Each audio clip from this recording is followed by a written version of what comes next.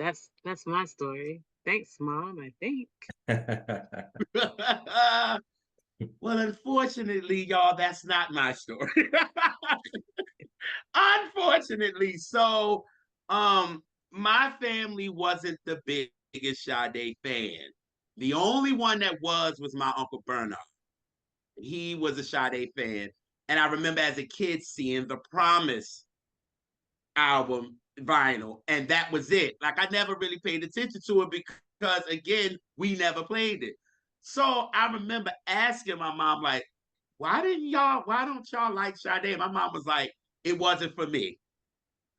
And I'm like, but the music of it seems very, loving and all that. My mom's like, no, it didn't hit me like that.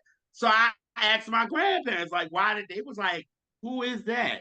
I was like, forget it, forget it. I was like, forget it, forget it. So I was like, all right, whatever. So I just remember, I remember all the songs, like the hits on the radio, like, you know what I'm saying? The Kiss of Life and Cherish the Day and all that. The Love Deluxe was really what I really remember for real, for real. So I never heard a full album. So when I got in high school, I was like, all right, I'm going to try this like I did with Anita because my family wasn't big Anita fans. Oh, wow. So, yes. So I got into her in high school and I was like, I'm going to get into Sade too. Never got a chance to get into Sade, right? So I got to college and somebody had the best of Sade. And I played it and I was like, what in the hell? Are you kidding me? Like, I missed all of this. So then I'm like, obviously, this is the research for me. So I start looking and I'm like, Stewart, wait a minute.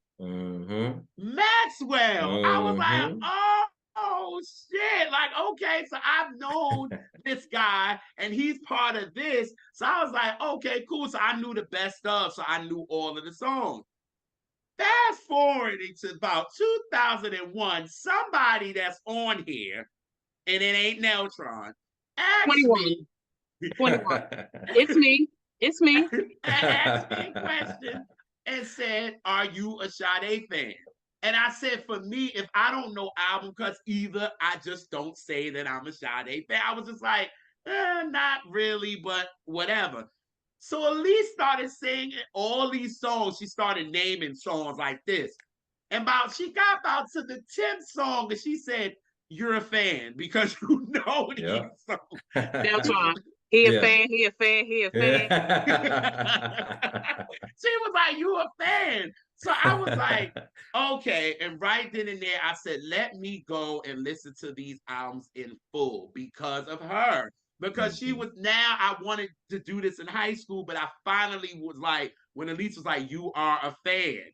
You know more than like, it can be fine. Sade got a lot of hits. I mean, at the end of the day, you know more than 5 songs, so you a fan. So I was like, you know what? This is my opportunity to go and listen to these albums in full. And baby, I am on the Sade roll. I am there. I am on this train. I might have got there maybe 25 years too late, but I'm there. You know what I'm saying? I'm there. Right. And now when, I play it and, sometimes my mom does come and I have it playing on my speakers.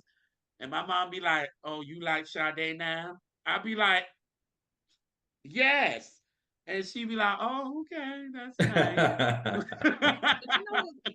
You know what's funny is you thought you weren't a fan because you didn't know the album cuts. Right. However, comma,